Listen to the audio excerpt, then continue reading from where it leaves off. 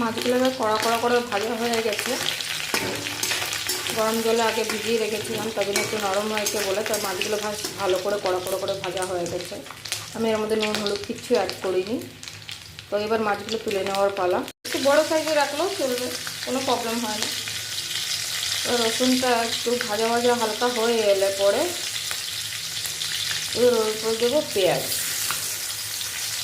পেঁয়াজগুলো আপনারা বড় করে কেটে নিতে পারেন, কোনো সমস্যা নেই। এবার এটা একটু ভাজা ভাজা করে নেব। নাড়াচাড়া হয়ে গেলে পরে যেহেতু পেঁয়াজটা আমার তাড়াতাড়ি হয়ে গেছে, গলে গেছে, আর একটু লাল লাল করে ভাজা হয়ে গেছে, এর জন্য আমি এর উপরে একটু জল অ্যাড করে নেব।